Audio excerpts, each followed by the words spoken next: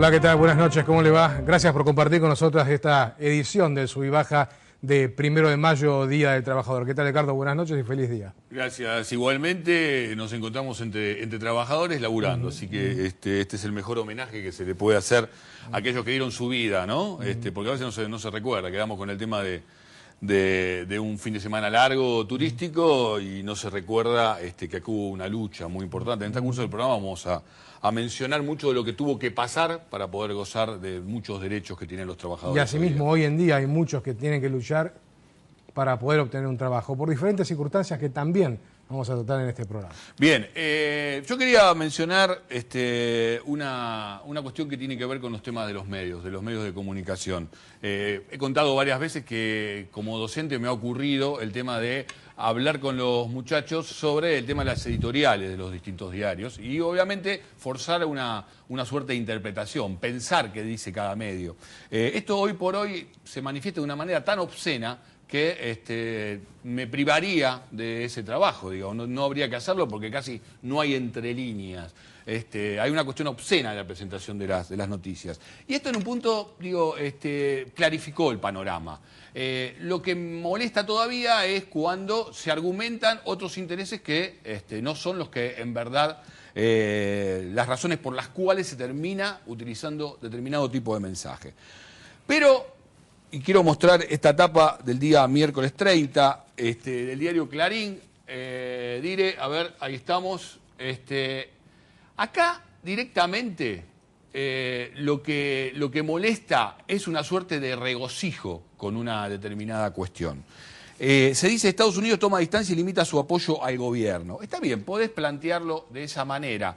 La noticia en realidad en otros medios es planteada de otra forma.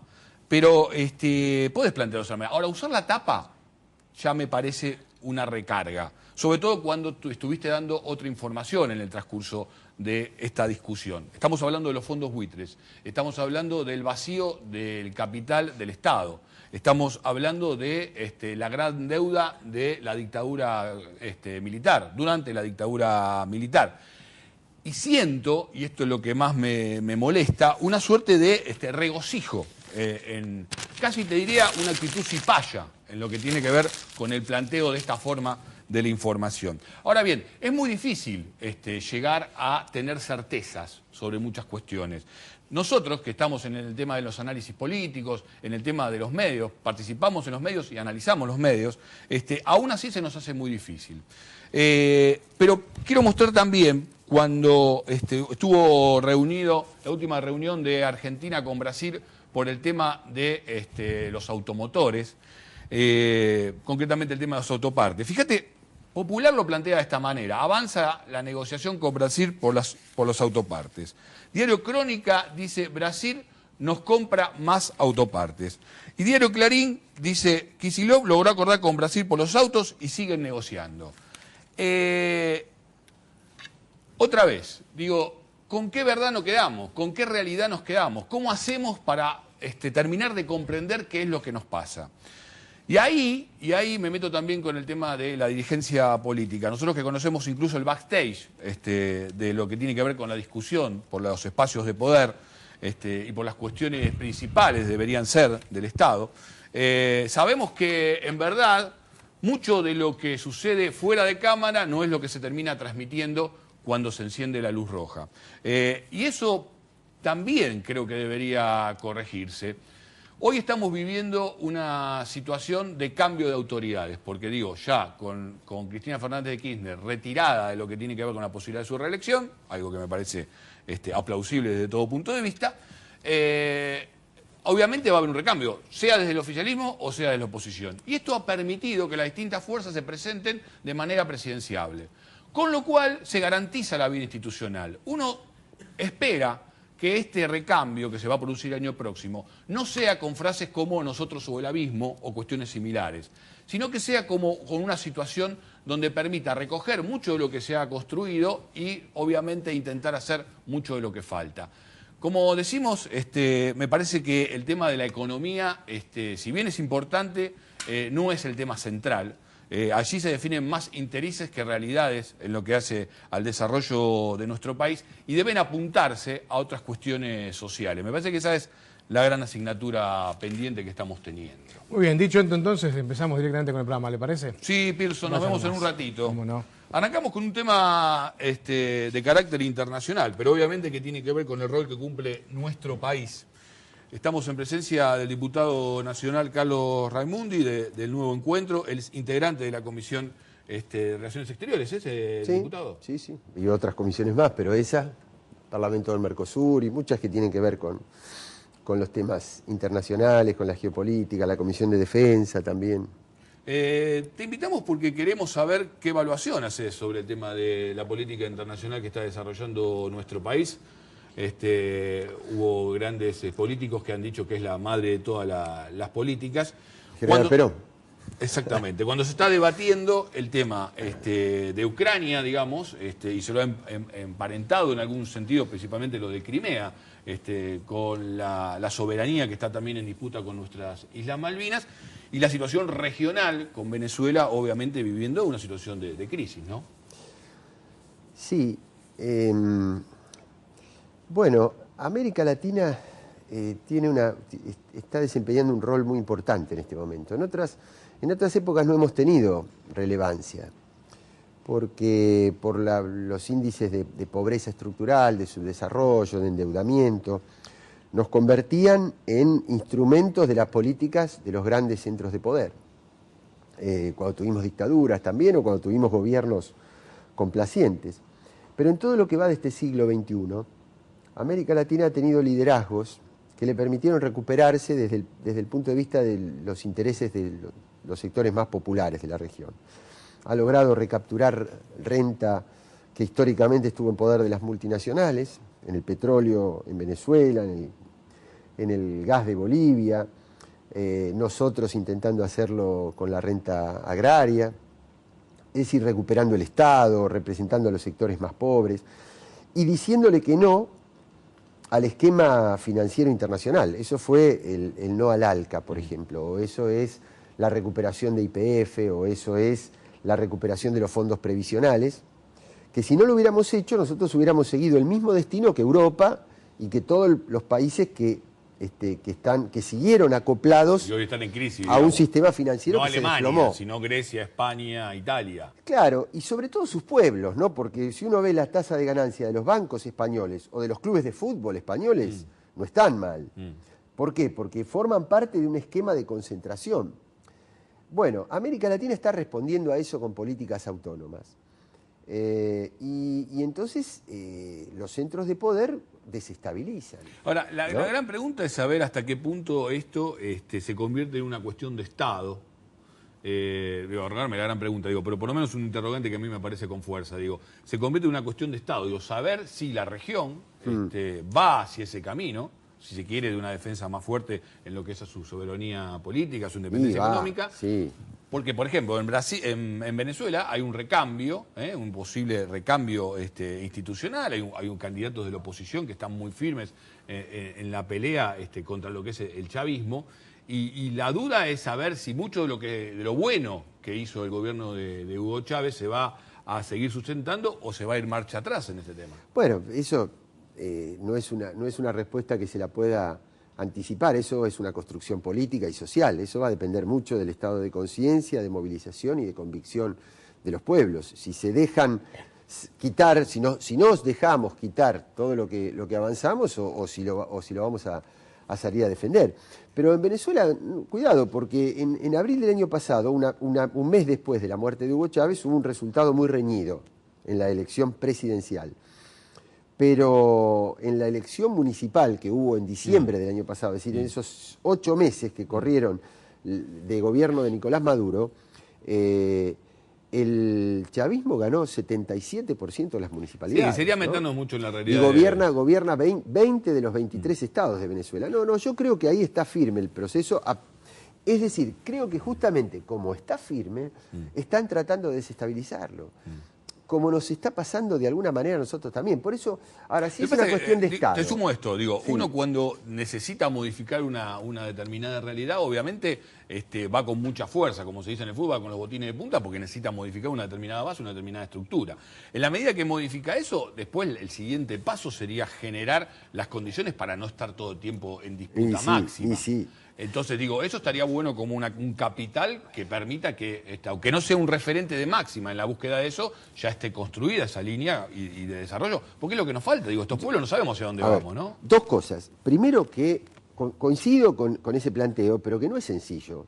Porque uno está tratando de romper paradigmas del poder, tanto económicos como culturales, que arrastramos desde hace muchos siglos. Y lo estamos tratando de hacer dentro del sistema liberal. Por lo tanto, no es que uno tomó las armas y se instaló sobre las bayonetas. Lo estamos haciendo desde el sistema electoral. Entonces no tenemos que romper paradigmas muy sólidos, de años o de siglos, con mandatos constitucionales que duran pocos años y uno siempre se tiene que relegitimar. Entonces, cuando no te va bien en una elección, el poder se envalentona y vuelve, ¿no? Entonces, no es fácil. Ahora, si es una cuestión de Estado, depende. Porque a mí me gustaría que fuera una cuestión de Estado, pero en los estados, en estos procesos hay intereses. Cuando hay políticas que tocan intereses, esos intereses reaccionan. Es decir, si vos querés quedarte con una parte de la renta agropecuaria, y bueno, indudablemente el poder agropecuario va a reaccionar. Y los medios de comunicación que se han convertido en parte de ese esquema de poder, tienen dos maneras de enunciar. Vos lo decías en la editorial, en la presentación. Si yo me paro a enunciar un mismo hecho desde los intereses populares, ¿cómo lo enuncio? Digo, la Argentina está discutiendo su política industrial. Ahora, si yo me paro para enunciar, como lo hacen los grandes medios de la Argentina, desde los intereses foráneos, desde los intereses cipayos, digo, el mundo está preocupado por la Argentina. Pero es que es verdad que están preocupados. La pregunta es, ¿está bien que estén preocupados? Y sí, porque cuando un país decide tener política industrial y no hacer todo lo que le ordenan, está bien que el otro se enoje. ¿Cómo no se va a enojar? Yo me acuerdo cuando venía el Fondo Monetario Internacional, pero claro, nos quedábamos contentos porque nos aprobaban un nuevo ¿cómo no se va a enojar préstamo, Brufau si le sacamos Repsol? Ahora, ¿está bien haberle sacado? Y claro que está bien. Si antes el petróleo era un negocio de ellos y distribuían utilidades, se lo llevaban afuera y ahora es una palanca para el desarrollo nuestro. Es lógico. Y bueno, estas son las peleas que hay que dar en estos procesos. Podemos hablar un poco, a ver, de Malvinas y la intención de generar políticas para ir por recuperar la soberanía de nuestras islas. La presidenta recogió la situación de Ucrania, como decía al principio de la entrevista, por el tema también de la política británica del doble estándar, con la situación de Ucrania. ¿Hay algunas situaciones internacionales que nos permitirían montarnos sobre ellas para intentar generar una nueva política? Yo creo que son cosas distintas. Ucrania, Medio Oriente y Venezuela son procesos de desestabilización de gobiernos soberanos. ¿Para qué? Para controlar los recursos naturales. Hubo Pero en Ucrania, un ojo, porque tenemos un doble imperio. No, lo que pasa es que hubo un referéndum en Crimea para que Crimea vuelva a su situación original, digamos, de la que formó parte durante 1000 años, previo a que fuera cedido, en la década de los 50, que fuera cedido a la República de Ucrania, pero siempre dentro de lo que era la Unión Soviética, porque tanto Rusia como Ucrania formaban parte de la ex Unión Soviética. Como un estado casi de colchón de la soberanía. Exactamente. Ahora, cuando los rusos ven que hay intereses de la Unión Europea y de los Estados Unidos, que están aliados, que quieren que Ucrania juegue un papel de alinearse con el neoliberalismo internacional y con el sector financiero, los rusos dicen, ya no es la ex Unión Soviética, ya no es el marxismo, pero sí es un país que dice no me lo van a sacar. A Crimea no me la sacan porque son nuestros, son rusos. Entonces hacen un referéndum y vuelven a hacer lo que fueron toda la vida. Comparar eso con el referéndum de Malvinas me parece que no tiene nada que ver. O sea, vos no estás de acuerdo con la comparación que hizo la presidenta. No, es que la presidenta dijo... no, pero es que la presidenta no es que comparó los dos referéndums. La presidenta lo que le dijo a los factores de poder es cómo... Sí, principalmente en Inglaterra. Digo, se quejan del referéndum en Ucrania, pero apoyan el de Malvinas. Ahora, jurídicamente no tienen que ver, porque la población de Malvinas no es una población histórica, originaria, autóctona, es una población implantada por la fuerza hace 180 años, 181 años, y sobre lo cual la Argentina vino reclamando siempre. Así que un referéndum ahí, eso es un problema entre estados, ese es un problema entre el Reino Unido, que quiere controlar el Atlántico Sur y para eso utiliza a los malvinenses, y América Latina, que dice esto es nuestro, esto es de la Argentina, esta es nuestra soberanía. Y una prueba de que, al contrario de lo que dice el poder, nosotros no estamos aislados del mundo.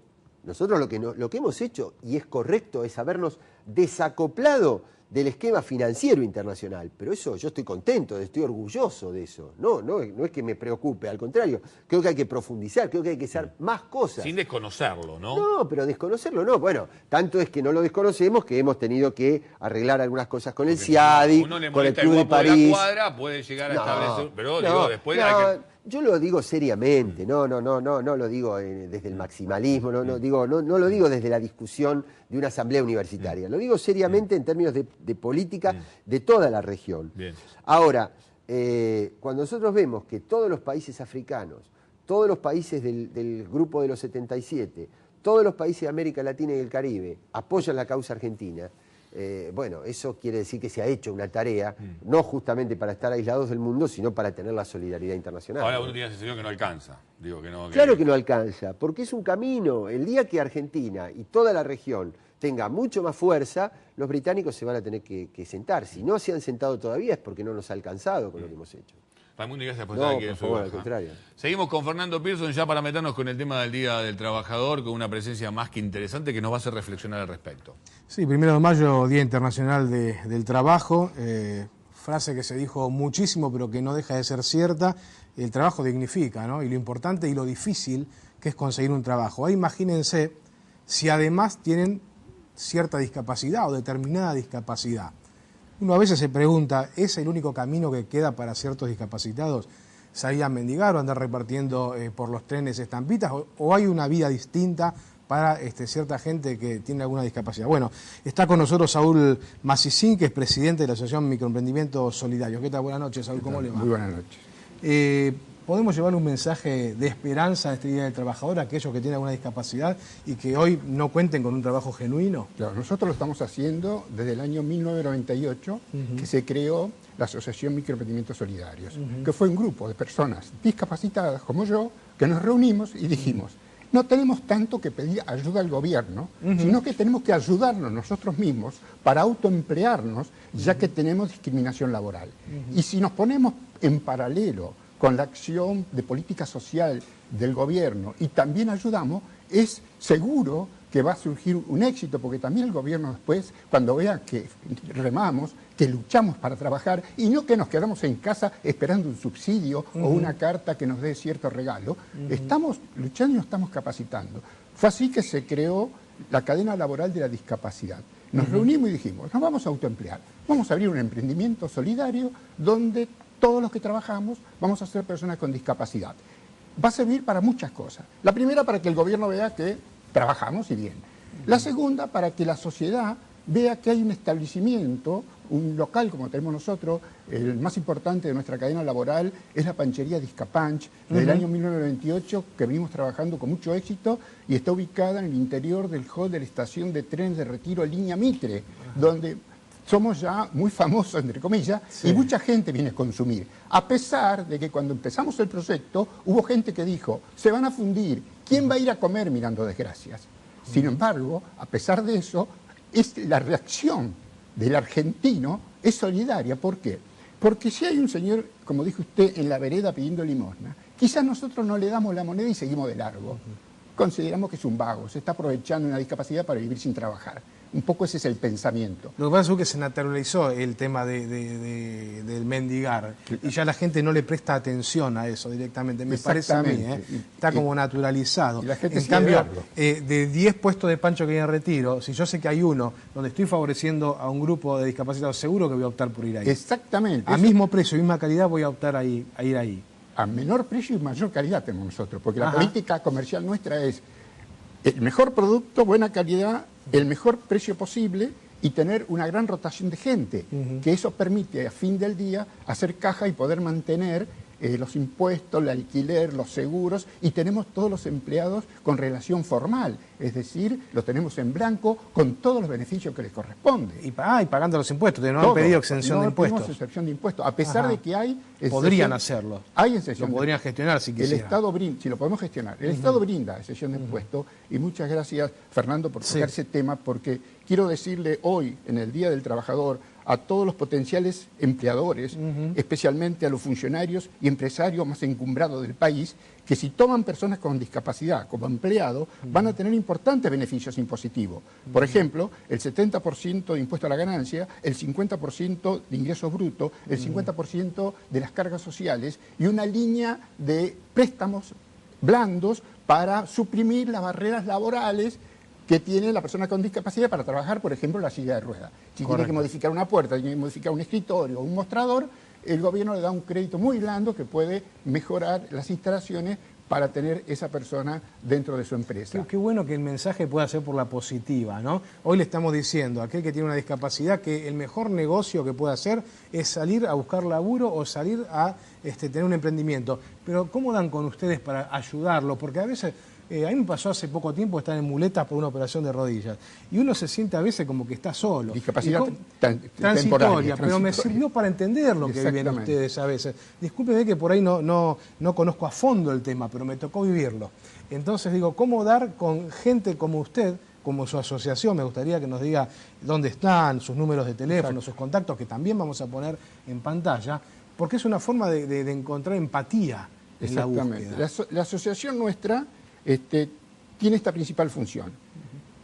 Crear, abrimos emprendimientos propios y tomamos gente con discapacidad, pero crear y gestionar empleo para personas con discapacidad. Aquellas personas que nos están viendo, que son personas con discapacidad o tienen parientes con discapacidad, pueden acercarse a nuestra asociación, que ahora voy a dar los datos, y nosotros lo vamos a incluir en nuestra bolsa de empleo, pero también lo vamos a proponer a pequeños, medianos y grandes empresarios, porque tenemos un departamento de empleo de personas con discapacidad que visita a estas empresas tratando de convencer a los titulares de que tomen personas con discapacidad porque van a tener un buen trabajador resiliente, porque van a tener descuentos impositivos, porque van a tener el agrado de la sociedad. No nos olvidemos que toda empresa que es solidaria sustenta su estabilidad en el comercio porque la sociedad reconoce que parte del dinero que va a esa empresa cumple con una función social en beneficio de esa sociedad en el ámbito de las personas con discapacidad. Por eso nuestra asociación también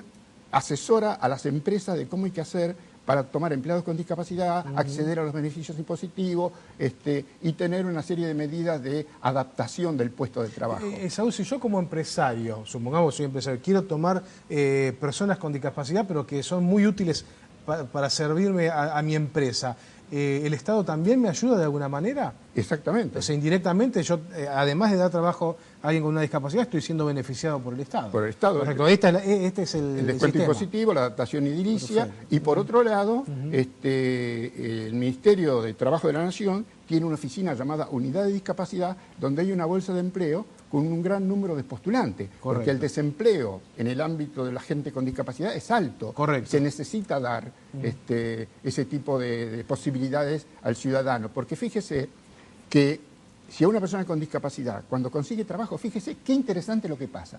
Todos ganamos. Es increíble, pero todos ganamos y hay muchos que no lo ven. Y ahora lo voy a explicar con claridad. Punto primero. Cuando consigue trabajo, la persona con discapacidad recupera su dignidad, mejora su calidad de vida personal y familiar. El Estado gasta menos y gana más, porque deja de ser una carga pública y se convierte en un contribuyente. El empleador va a tener un empleado con discapacidad resiliente, es decir, que es un empleado que se rompe todo por ser eficiente, porque tiene que demostrarse a él mismo, tiene que demostrarle al propietario del local y tiene que demostrarle a los compañeros laborales y tiene que demostrarle al público que él es eficiente. Entonces se rompe todo. Mis empleados son todos microemprendedores, son todos capacitados. Yo los mando a hacer cursos de capacitación. Yo necesito estar rodeado de gente que tiene capacidad. A mis pares les digo, ustedes no están desocupados. Ustedes en este momento, porque no tienen trabajo, tienen el mejor de los trabajos, que es capacitarse y conseguirse empleo ustedes mismos. Nosotros lo vamos a ayudar, pero usted tiene que capacitarse. Yo necesito gente calificada, como cualquier empresa. La empresa no vive de la solidaridad. La empresa vive de la recaudación que Del después negocio. tiene que cumplir Correcto. con un montón de pagos. Correctísimo. Por eso mi asociación asesora gratis a empresas, comerciantes que quieran emplear gente con discapacidad, y también damos charlas y conferencias en cámaras industriales, cámaras de trabajo, etcétera, que hay en distintas ciudades. ¿Cómo nos comunicamos con ustedes, Saúl? Con nosotros se pueden comunicar a través de los teléfonos 4723-7395 o 4723-0238 o la página web www.discapanch.com. Discapan es de discapacitado y pancho. Bien. Discapanch. Ahí lo tenemos en pantalla. Y así también que tenemos lo el pueden ver. mail asociación ms microemprendimientos solidarios @fivertel.com.ar, y mi correo personal con todo gusto es saulmasicin@gmail.com. Saúl, muchísimas gracias. Realmente emociona el trabajo que ustedes llevan adelante y ojalá que podamos tener muchas entrevistas más hablando de los éxitos ya que puedan llegar a tener a partir de este trabajo. Bueno, Ha sido permítame, usted muy gentil. Permítame, Fernando, despedirme con una frase de nuestra asociación. Cuando soplan fuertes vientos, no busquemos refugio, construyamos molinos. Y acordate que el gobernador de la provincia de Buenos Aires, no cualquiera, el gobernador, es discapacitado y algunos dicen que hasta puede llegar a presidente y es discapacitado. Así que vos también tenés posibilidades. Pausa, ya volvemos.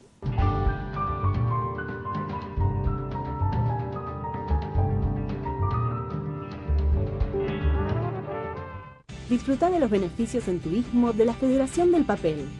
En Mar del Plata, Hotel 3 de Abril, a pasos del centro y de la playa. En Colón, Hotel El Aljibe, muy cerca de las termas. En La Falda, Colonia El Libertador, en el corazón del Valle de Punilla. En Camping Castelar, compartí gratos momentos en familia. En Camping Quilmes, rompe con la rutina. Acércate a la Federación del Papel. Andar. Obra social de los viajantes vendedores. Compromiso y eficiencia al servicio de tu salud. www.andar.org.ar. Paseo de compras Homero Barcala. 140 locales con las mejores marcas y precios especiales. Patio de comidas, juegos infantiles, estacionamiento propio, vigilancia privada y para su comodidad, Rapipago todos los días. Paseo de compras Homero Barcala. Los esperamos viernes, sábados, domingos y feriados en Colectora Presidente Perón 7251 a metros de Puente Barcala y acceso oeste Ituzaingó.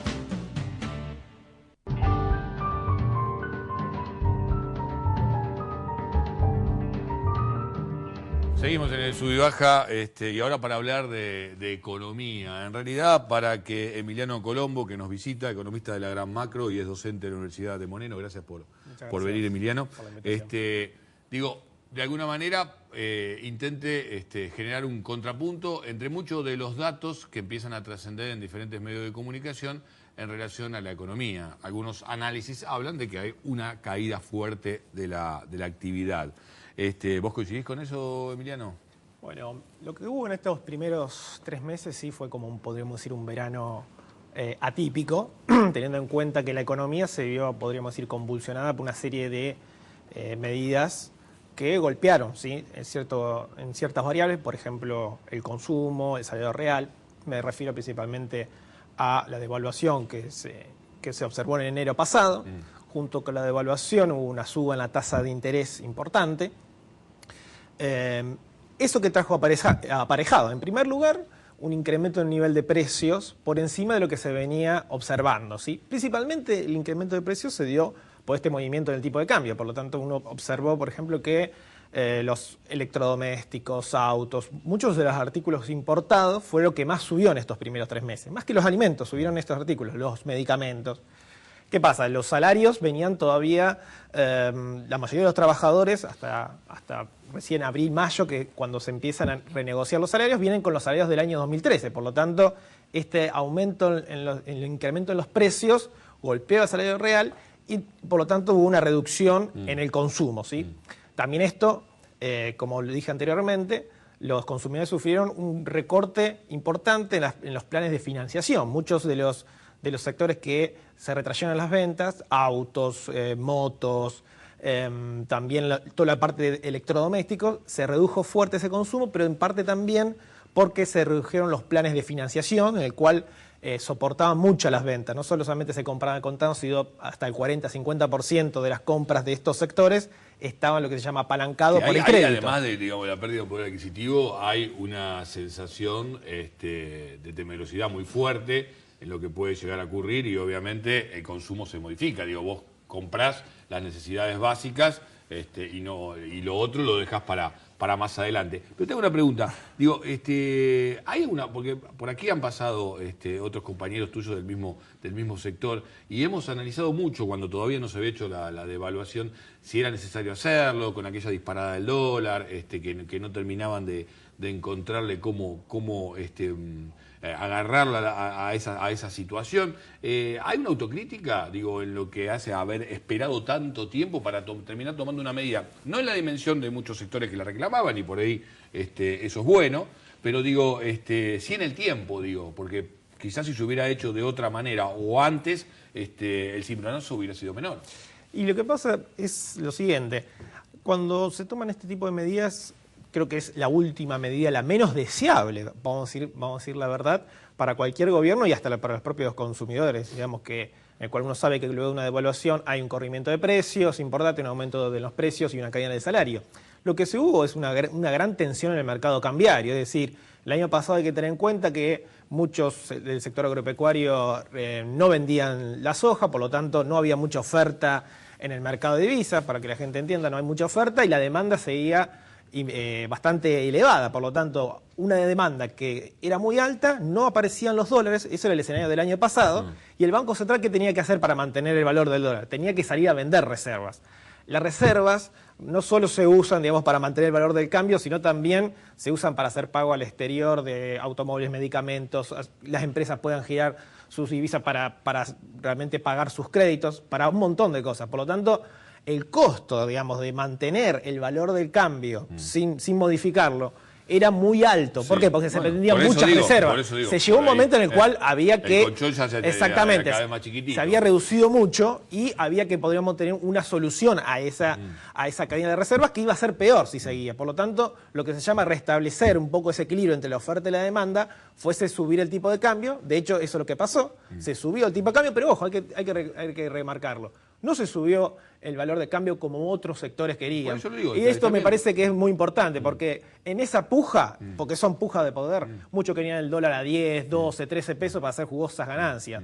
Eso tampoco no ocurrió y eso es muy importante porque esa mega devaluación que muchos sectores propulgaban y que no estaban liquidando las divisas y que querían ese valor de cambio, no se produjo. Ahora, ¿qué se está pensando para reactivar la economía? Porque, digo, no se puede negar índices de caída en lo que tiene que ver con la producción, de la actividad industrial, incluso también que se ven los servicios, por esto mismo que estamos viendo, ¿no? Digo, ¿qué es lo que están planificando para hacer resurgir ese movimiento? Mira, lo que hay, yo creo, evidentemente, que es en este segundo trimestre, a partir de abril, una recomposición de los salarios reales.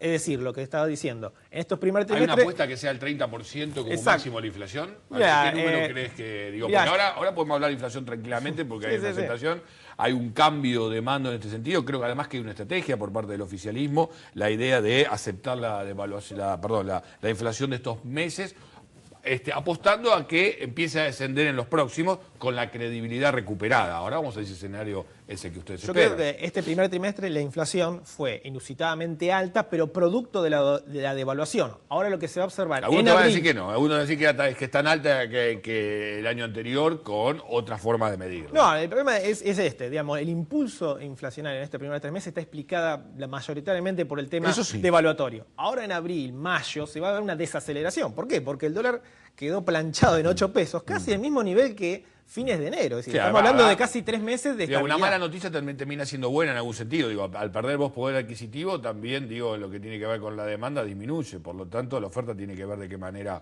se readapta a esa nueva situación. Bueno, yo creo que esta estabilidad del dólar ayuda y mucho para desacelerar los precios en estos trimestres en el cual empieza a haber la recomposición salarial. La mayoría de los sindicatos cerraron paritarias en torno al 30%, no hubo ningún techo salarial que se dijo que se iba a ver. Eso es discutible, pero bueno. Se cerraron, la mayoría del empleo privado cerró en el torno del 30%, se van a estar efectivizando en abril y mayo estos aumentos, por lo tanto, estacionalmente, es decir, siempre entre abril y junio hay incrementos salariales en la mayoría de los trabajadores registrados que le ganan siempre a la inflación en este trimestre. Por lo tanto, eso va a haber una recuperación importante del consumo por el salario real. Y el segundo canal que vos bien mencionás para recuperar el consumo tiene que ver con que se están observando, primero en el Banco Central, una pequeña leve baja en las tasas de interés, y esto ha ayudado a que nuevamente están apareciendo de a poco nuevamente los planes de financiación a 12 cuotas sin interés. Esto es importante, nuevamente lo quiero recalcar. Mucho del consumo en la Argentina estaba favoreado por el crédito, un crédito que iba a 12, 24 cuotas sin interés y la gente realmente consumía. Esto se había cortado en este primer trimestre y de a poco está reapareciendo en un contexto, nuevamente lo recalco, en el cual el Banco Central está intentando deshacer estas fuertes subas en las tasas de interés, que en su momento sirvió para acomodar y para planchar las expectativas devaluatorias y se consiguió. Eso tiene algunos costos en términos de actividad económica. Bueno, lo que está tratando el Banco Central ahora es deshacer un poco eso, darle un poco más aire a la actividad económica, nuevamente lo digo, junto con una mejora en el salario real que va a apalancar el consumo. Le abrieron las puertas a un técnico y un hombre que conoce del oficio y cómo se mueve el sector. Por ahí eso está bueno también, ¿no? Reconocer que no todo es para un mismo lado, sino que a veces hay que saber negociar con algunas situaciones y no creer que la única verdad es la que tiene uno. Te hago la última sobre el tema de la pobreza, porque hoy por hoy hay un debate. Se habla incluso que, entre comillas, se quiere desaparecer la pobreza, discusiones que por ahí no van al fondo y terminan en la superficie, y lo cual no le hace bien al debate. Pero vos tenés mediciones con el tema de la pobreza, porque este gobierno ha intentado generar políticas sociales muy fuertes al respecto. Sin embargo, me parece que hay un colchón que no se ha podido perforar en lo que tiene que ver con la pobreza y la indigencia. Bueno, el tema de la pobreza en nuestro país es clara. Hubo un descenso muy pronunciado desde el pico del año 2002 de devaluación y la fuerte aumento en los precios de alimentos, que principalmente catapultó a más de la mitad de los argentinos a la pobreza, hasta más o menos mediados del 2007, donde la pobreza se estabilizó más o menos en un 25-27%. ¿Qué datos uno puede tomar? 25% de pobreza en nuestro país. Entre el 25 y el 27%. Estamos hablando de 4 millones, 5 millones de personas, fuerte. Es más o menos las estimaciones que, por ejemplo, maneja la Universidad Católica Argentina, que tiene, obviamente, no se pueden comparar las metodologías porque es una metodología totalmente aparte de la INDEC. Exactamente, es decir, tiene sus propios encuestadores, sus propios índices de precios, pero digamos, es una medida alternativa en la cual uno puede tomar, es decir, no es del 35 al 40% que tienen otra gente. Por eso digo, qué difícil perforar ese porcentaje. Yo creo que ya tiene que ver más cuestiones de carácter estructural, digamos, ¿no? Aquí hubo una gran política de gobierno respecto a la asignación universal por hijo, la ampliación de los derechos a los jubilados, es decir, mucha política de inclusión social que hizo también bajar mucho la pobreza. Luego ya tiene que ver con otros aspectos que tienen que ver con el trabajo informal, es decir, muchos trabajadores que hoy trabajan 8 o 9 horas por día, pero no le alcanza con su salario cubrir las necesidades básicas de una familia, principalmente porque tienen ingresos de 3.000, 3.200 pesos y están por debajo de lo que se llama una canasta de pobreza. Mucho también personas que no tienen empleo o empleo de muy baja calidad. Entonces estamos hablando ya de otras políticas más selectivas para reducir más la pobreza. Y lo difícil de incluir a muchos sectores que quedaron fuera del sistema de producción durante Exactamente, mucho tiempo, muchas personas que no tienen aún, hoy por hoy, por ejemplo, la capacidad de insertarse. Me refiero a las cualidades técnicas que hoy se demandan en el mercado. Y aparte de una zona del conurbano como Moreno, lo vivirás y lo palparás en el rol académico también. Claro, exactamente. Entonces yo creo que la agenda, digamos, podríamos decir, yo creo que es llegar a estas políticas puntuales. Una de ellas yo creo que es muy, muy buena, es la nueva ley de blanqueo para los trabajadores. Yo creo que es muy importante que se implemente. No creo que una ley solucione todo el problema, pero puede ayudar. No, exactamente, es ayudar, es empezar a focalizar parte por parte, porque una gran parte de los trabajadores informales, que estamos diciendo, se encuentran bajo la línea de pobreza, no pueden estar en blanco y por lo tanto no pueden tener un ingreso superior a lo que tienen sus pares. Eso lo podría, por ejemplo, sacar de la línea de pobreza si blanquean a ese personal. Por lo tanto, hay que convencer a los empresarios también. Emiliano, gracias por estar aquí. Muchas gracias Fernando Pearson. Muy bien, en la semana la doctora Cristina Fernández habló y mucho sobre el tema del trigo, le habló a los ruralistas y muchos colegas especialistas en el tema me habían anticipado que la versión que tenían es que iban a bajar las retenciones, que iba a haber una política diferente respecto al trigo, pero después parece que en el discurso las medidas fueron otras o no fueron tanto como lo creían.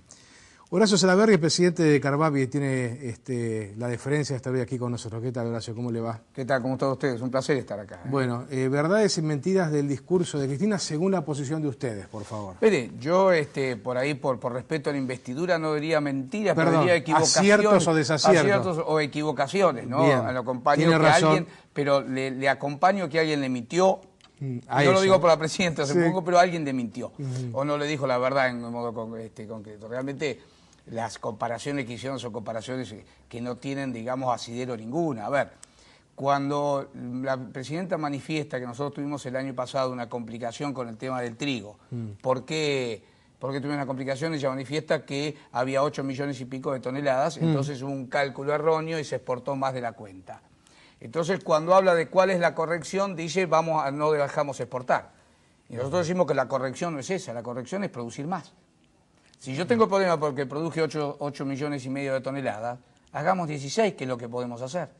Con las 16 aseguramos 7 millones, como ella estableció la presidenta, para el consumo interno, y con los 8 millones restantes ponemos en el Banco Central, en el periodo diciembre 2014, marzo 2015, 3.000 millones de dólares.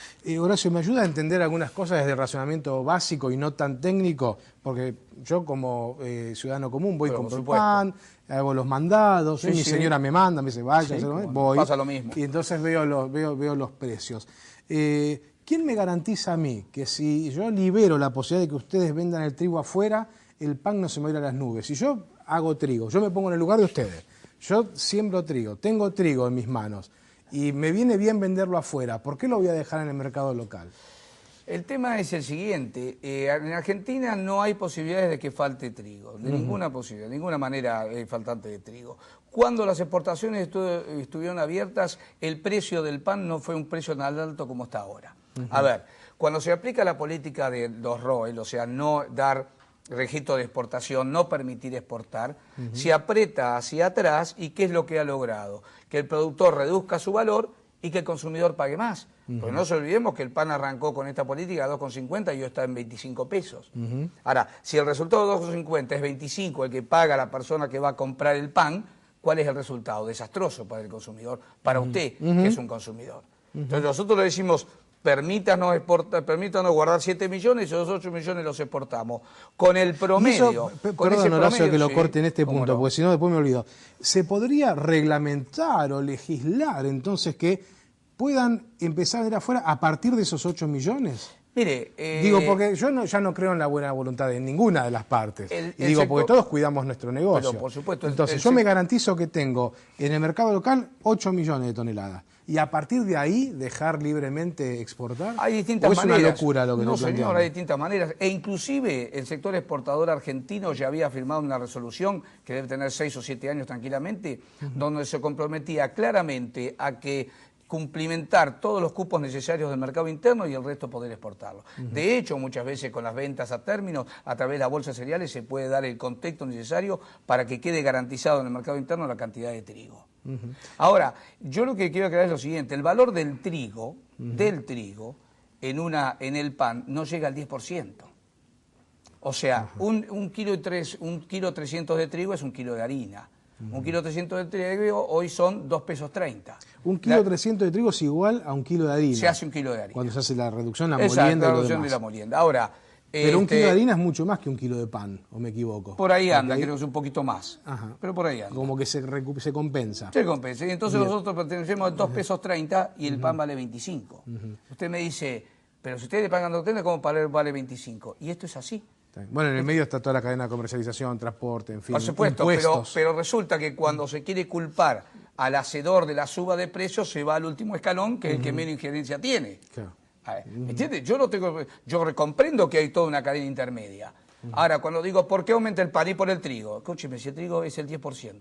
Me Y quedo eso se claro. lo digo a la persona que está escuchando. Es el 10%. Y lo mismo está pasando en el mercado lácteo. Claro, porque ella habló de los tamberos, y usted es tambero, así que yo usted soy puede tambero. hablar El tambero bien está del tema. recibiendo 2 pesos con 60 promedio. El litro de leche. El litro de leche. ¿Cuánto paga el consumidor? 7 pesos el peso cuidado y hay que encontrarlo, y de ahí 10 pesos. Ahora, usted me dice, ¿qué pasó, Salaverry? Mire, yo no sé, a mí me pagan 2,60 y usted lo paga 10. Hay algo que no cierra. Ahora resulta que hay que ajustar hacia atrás. y no hacia el medio. Me parece que hay cosas equivocadas. Nosotros no somos formadores de precios, ni estamos complicando al consumidor. Aquí está el empleo.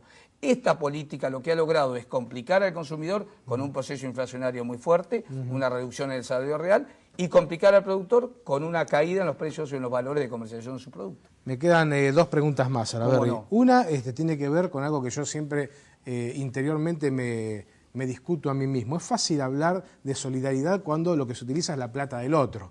Y muchas veces se dice, en este momento no hay dólares porque el campo no liquida los granos que tiene. Bueno, yo quisiera decidir cuando yo quiero liquidar o no mis granos, si son míos, si yo los produje, ¿no? Y los tengo en un silo que es mío, etcétera, etcétera, etcétera. Ahora, me dicen los que entienden del tema agropecuario que los granos están en las exportadoras. ¿Me podría resumir esto un poco cómo es? Hay 2 cuestiones. Primero, que las exportadoras han tomado compromiso a futuro y han entregado el dinero en forma anticipada al gobierno. O sea, hubo ese acuerdo, usted una liquidación anticipada por allá por enero y febrero a los efectos de generar reserva en el Banco Central. Y segundo, la cantidad de cereal que hoy tienen las exportadoras, que tiene, digamos, que están dentro del país, en gran parte ya la tienen las exportadoras, a través de sus molinos o a través de acopios que muchas veces le venden a estas exportadoras. Entonces, la tendencia no está clara. Claro, la ignorancia total mía sería entonces, ¿quién es el que tiene que hacer la liquidación, la exportadora o el productor? Cuando la exportadora tiene su tenencia en eso, tiene que exportar la exportadora es la que hace la liquidación. Esa es la cuestión. En eso dudo mucho. Por ahí pasa la cuestión. Ahora, que hay depósitos y que hay mantenimiento por parte del productor de determinada cantidad de granos, también lo es. Uno tiene que decir, esto soy muy realista. Y lo hace a modo de poder comprar los insumos de la próxima cosecha. Usted imagínese que este productor que produjo, que en septiembre sembró, está cosechando ahora y en septiembre tiene que volver a sembrar. Pero ¿qué pasó? En enero una devaluación. Todos los insumos son importados menos el gasoil, que subió 100%. Subió 100%. Todo eso hay que repetirlo. Esta noche aumenta de vuelta. Exactamente, esta noche aumenta de vuelta. Quiere decir que en septiembre vamos a pagar, después de la devaluación, más el incremento del gasoil, todo. Entonces hay que guardar ese cereal a ver si tiene un valor distinto para poder canjearlo por los valores de los insumos. Me quedé sin tiempo, porque yo quería preguntarle, pensaba en el interior que la inseguridad no iba a llegar, ¿no? Usted es Suipacha, y ya desgraciadamente la tienen y hasta ha habido es muy crímenes lo que está pasando, de ruralistas. Pero tiene un agravante, porque el campo vive en soledad. Claro. No hay vecinos al lado de la puerta. Me muero de sangrado ahí usted nomás. viene, exactamente. Entonces lo que están produciendo es un desarraigo y una traslación de los sectores que viven en los campos a los sectores urbanos. Gracias por estar, Salaverry, ha sido usted muy amable. El placer de siempre, muy amable. Última pausa.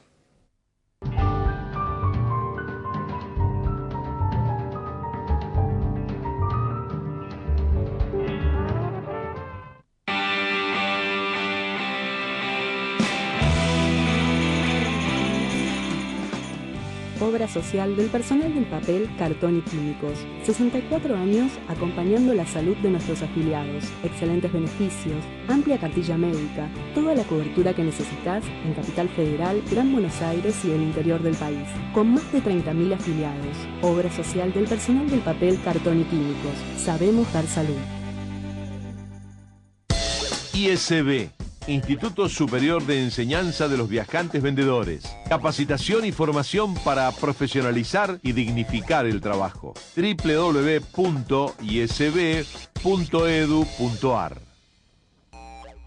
En 10 años de gestión, recuperamos nuestra obra social, refaccionamos a nuevo en nuestro hotel de Mar del Plata, inauguramos nuestro propio camping social y abrimos nuevas sedes en distintas partes del país. Somos el Sindicato de Trabajadores Tintoreros, Sombrereros y Lavaderos de la República Argentina, un gremio que trabaja para su gente.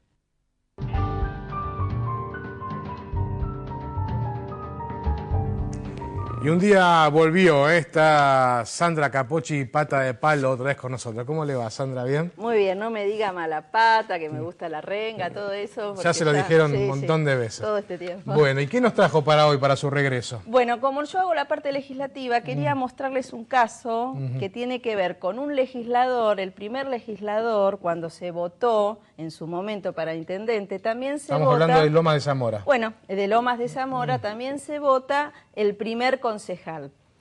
Este primer concejal tiene la posibilidad de ser intendente, sí, hay una renuncia o una destitución o también un pedido de licencia. En Lomas de Zamora hay un pedido de licencia porque el que estaba como intendente, que es Martín Insaurralde, asume como diputado nacional. Entonces nosotros, bueno, hablamos con el nuevo intendente que fue votado porque fue el primer concejal. Recordemos casos terribles, porque fueron destituidos, Altieri, ahí tuvo el primer concejal que asumir como intendente, el de San Salvador de Jujuy, que también, bueno, había sido visto en un prostíbulo y lo destituyeron. Bueno, hubo casos, pero en este puntual fue un pedido de licencia. Hablamos sobre inseguridad, fundamentalmente el aumento en el Día del Trabajador, queríamos saber también. Y seguro que habló de elecciones 2015, ¿o no? Y pues no lo podíamos perder. Dale, Dire, poné la nota.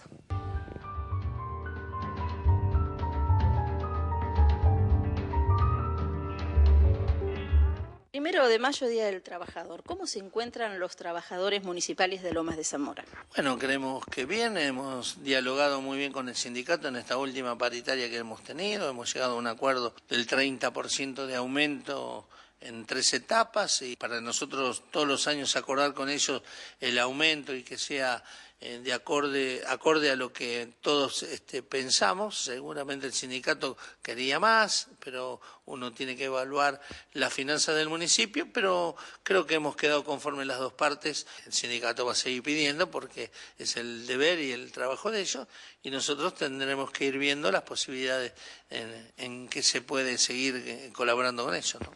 Estos aumentos, ¿cómo ustedes los van a trabajar para poderlos cumplir? No, nosotros cuando evaluamos el presupuesto de cada año ya contemplamos el aumento salarial. Lo que pasa que este año hubo una discusión distinta porque algunos índices se habían escapado y entonces tuvimos que negociar distinto. Nosotros todos los años veníamos cerrando con el 25%, este año tuvimos que tener una consideración distinta con los trabajadores municipales y llegar hasta el 30%, una discusión que tuvimos en forma amena, pero sí cada uno defendiendo las distintas posiciones. Nos pareció a nosotros que este acuerdo fue fructífero para las dos partes, ¿no? Con la ley de policía comunal, ahora el intendente tiene que ser el jefe de la policía. ¿Cómo se siente, cómo se encuentra? ¿Es posible hacerlo? ¿Están capacitados? Mira, nosotros venimos discutiendo desde hace mucho tiempo, o pidiendo desde hace mucho tiempo, la policía local, la policía municipal. Seguramente tendremos que poner gente idónea que nos acompañe para que esta policía tenga los resultados que todos esperamos, pero seguramente también nosotros al poder dirigir esta policía vamos a poder estar más cercana con los jefes, con aquellos que estén al mando de esta policía y vamos a poder dar las instrucciones. Podremos cambiar quién es el comisario, quién es el jefe, si no cumplen con lo que uno requiere. Pero también consideramos en algún momento que cada uno de estos jefes de policía municipal deberían ser elegidos por el mismo pueblo, por la misma ciudadanía, en elecciones abiertas y seguramente que cada partido debería poner a quien considera que está en condiciones de ser el responsable de esta fuerza. Por el momento eso seremos nosotros, los intendentes que vamos a estar a cargo, pero nosotros también queremos que eso se democratice y que aquel que tiene que ser jefe de policía sea elegido por la gente. ¿Sería como un modelo tipo Estados Unidos? Sí, algo similar. Nosotros pretendemos que aquel que tenga la responsabilidad sea con el consenso de todos los vecinos, que no solo esté determinado en que el jefe comunal se haga cargo, si bien nosotros tendremos la responsabilidad de ver que toda esta policía se maneje en la forma más correcta, también queremos que alguien que esté capacitado para esto nos esté acompañando. El legislador de Lomas de Zamora, Martín Insaurralde, presentó un proyecto sobre arma cero. ¿Qué herramientas le da? ¿Cuál es su opinión al respecto?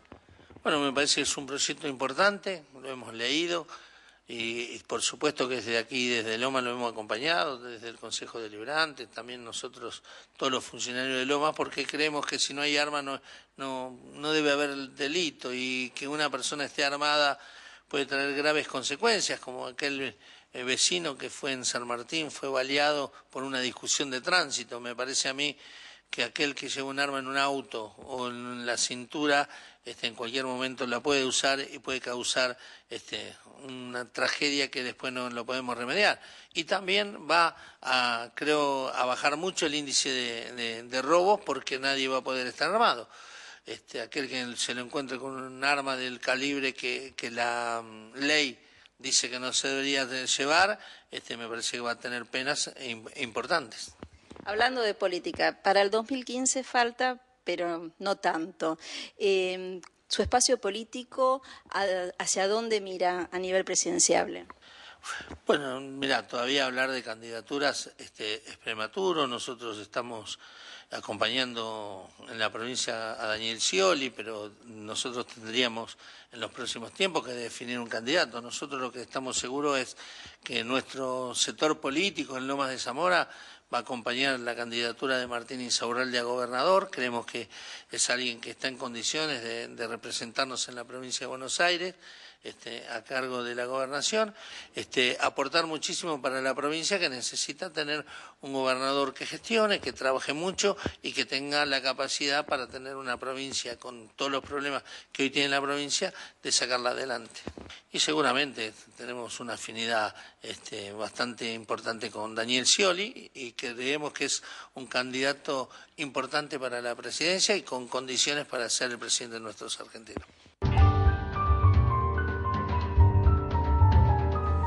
Así pasó entonces, Santiago Carazo-Torre, actual intendente de Lomas de Zamora. El último que tengo para decir. Sí, no, nos vamos. El director hizo la trampa, quería hablar de Manglio, quería hablar de la mano que le está dando Grondona, porque van a subir todo la solución. Yo me equivoqué, la solución era que se fuera Cantero. Ya está, aparecieron los penales, bien, el nuevo campeonato, apareció todo.